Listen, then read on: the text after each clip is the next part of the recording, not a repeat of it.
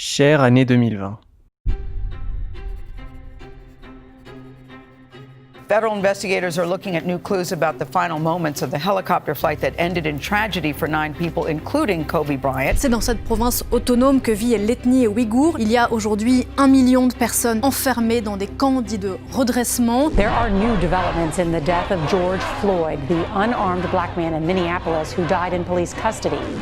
A lot of people kind of use this analogy to about Black Lives Matter as a movement. It's not a movement. When you black, it's not a movement. It's a lifestyle. This is who we are.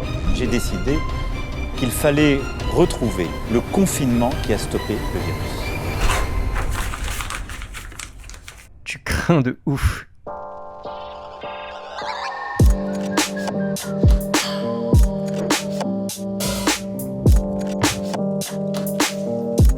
Bon, petit sondage que je pose là comme ça pendant que l'eau est en train de bouillir avant de commencer cette vidéo. Toi, t'es plutôt sachet de thé avant ou après l'eau bouillante? Parce qu'on parle du lait, des céréales, tout ça, mais là je pense que tu vas dans la rue, tu demandes à n'importe qui s'il mange encore des céréales, je pense qu'il te répond non, tu vois. Et ouais mon pote, faut soulever les bonnes questions en fait.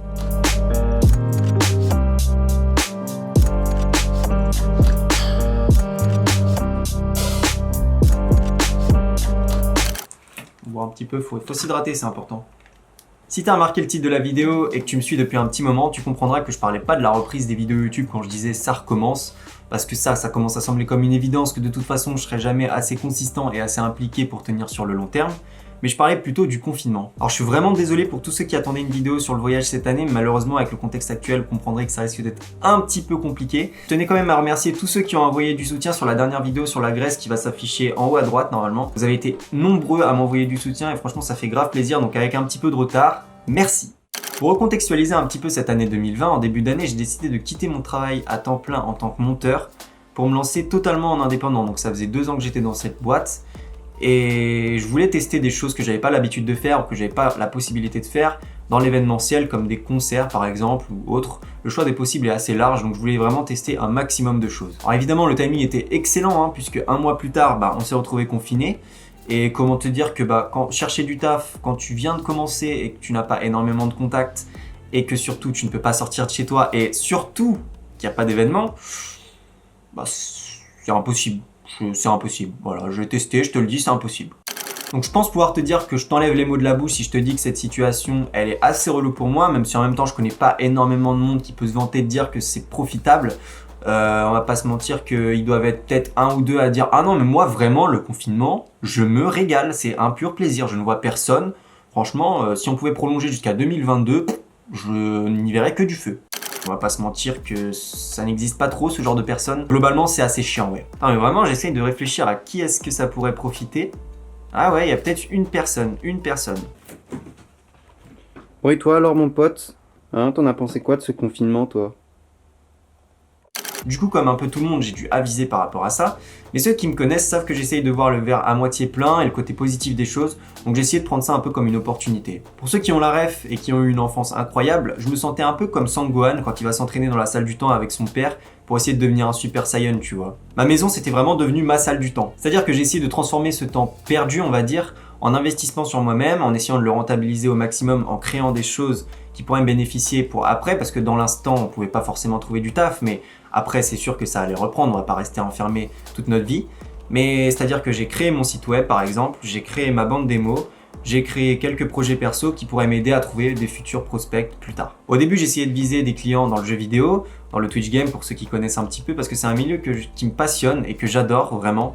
Et c'est un peu grâce à ça que j'ai découvert la vidéo, donc je voulais vraiment essayer de revenir aux sources. Et donc après avoir travaillé pendant 3-4 mois avec quelques personnes de ce milieu-là, je me suis rendu compte que finalement, ça me plaisait plus. Et j'avais l'impression d'avoir fait le tour ou que ça devenait vite redondant en fait. Et j'ai même carrément eu un doute pendant cette période sur le fait que est-ce que la vidéo me plaisait toujours parce que je faisais énormément de montage, donc je voyais pas beaucoup de monde, je restais pas mal chez moi. Et moi j'avais envie de faire du cadrage, tu vois, de faire un peu de 50-50, cadrage, montage. Et vraiment j'en étais arrivé à un point où j'étais même plus sûr si faire de la vidéo c'était vraiment quelque chose qui me plaisait, tu vois, en tant que métier en tout cas. Du coup, pendant cette période de doute, j'ai un peu dérivé sur la photographie qui était un game que j'avais découvert depuis déjà un petit moment, grâce à la vidéo justement, mais que je maîtrisais pas encore totalement. Du coup, je me suis dit, il y a une marge de progression comparé à la vidéo où j'avais l'impression d'être arrivé à un plateau, on va dire. Pour ceux qui me suivent un peu sur Insta, vous avez dû voir passer l'apprentissage de toute façon au fil des mois. J'ai testé vraiment énormément de choses, que ce soit en termes de style de retouche, que ce soit en termes de genre de photo, que ce soit de la photo de rue, de la photo de portrait, que ce soit des paysages. J'ai testé vraiment un maximum de choses pour essayer de voir ce qui me plaisait. D'ailleurs, si tu me follow pas encore sur Instagram, n'hésite pas à aller voir. Il y a quelques trucs vraiment cool, je pense, qui peuvent t'intéresser, si t'aimes bien la photo en tout cas. Bon alors évidemment après, ça fait pas énormément de temps que j'en fais, donc je suis toujours dans cette phase où j'essaye de me chercher un peu, mais je sens que c'est déjà un peu plus abouti au niveau de la direction artistique, ou au niveau de ce qui me plaît, tu vois. Alors à la question, est-ce que j'ai vraiment envie d'arrêter la vidéo pour la photo? La réponse est oui et non. Disons que j'ai pas envie de lâcher totalement la vidéo. Pour le moment, je prends beaucoup plus de plaisir à faire de la photo, mais c'est ce qui est bien avec ces deux métiers, c'est que c'est deux métiers qui sont totalement complémentaires, c'est-à-dire que tu peux apprendre des trucs en faisant de la photo par rapport à la vidéo, ou tu peux apprendre des trucs en vidéo en faisant de la photo. Par exemple, moi, j'ai appris la prise de vue photo en faisant justement de la vidéo, mais j'ai appris aussi des choses en vidéo, par exemple au niveau de l'étalonnage des couleurs de tes plans, grâce à la photo, en retouchant des photos ou des trucs comme ça. Il y a des paramètres que je ne comprenais pas totalement, par exemple, et je les ai découverts justement en faisant de la photo. Donc pour le moment, au niveau de la créativité, je sens que je prends plus de plaisir à chercher des concepts ou des projets en photo qu'en vidéo. Donc je me suis dit que c'était une bonne idée de pouvoir essayer de tester ça professionnellement, mais avant tout ça il fallait que je step up un peu mon game. Du coup c'est pour ça que j'ai essayé d'en faire un maximum pour essayer d'avoir un portfolio solide. Mais ce qui est cool, c'est que rien ne m'empêche de faire aussi de la vidéo à côté, ou après si un jour peut-être que la photographie ne me plaira plus, je pourrais refaire de la vidéo, ou je pourrais même faire les deux en même temps, avoir des projets photo à la fois et à la fois des projets vidéo. Donc avec ce reconfinement, je te cache pas que mon avenir est encore plus flou qu'il ne l'était avant. Mais du coup, j'essaye un peu de trouver du taf, même si c'est un peu compliqué en ce moment. Mais j'essaye de pas trop me prendre la tête et de travailler sur des projets perso qui peuvent me bénéficier après, qui me plaisent. Et justement, cette vidéo fait partie des projets sur lesquels j'ai envie de prendre du plaisir pendant ce confinement. Et j'avais envie de renouer avec la vidéo. Ça faisait un petit moment que j'avais pas monté ne serait-ce qu'une petite vidéo. Et avec le fait aussi d'en poster sur YouTube, parce que j'en ai pas posté du tout cette année et je me suis dit qu'il était peut-être temps de le faire. Mais vous me connaissez, il y aura peut-être quelques projets dans les petites semaines à venir parce que j'aurai que ça à faire entre guillemets, mais il faut que je trouve quelques petits concepts sympas. Mais je ne garantis rien sur le long terme parce que je me connais, je sais qu'au bout d'un moment je vais lâcher le truc quoi.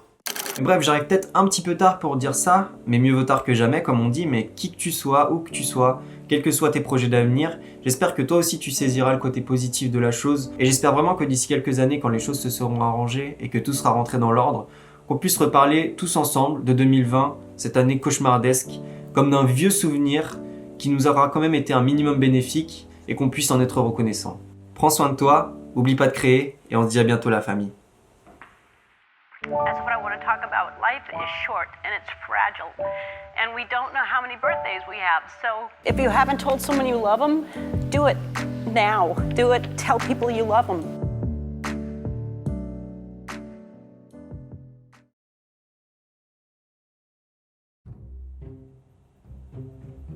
Putain, j'arrive pas.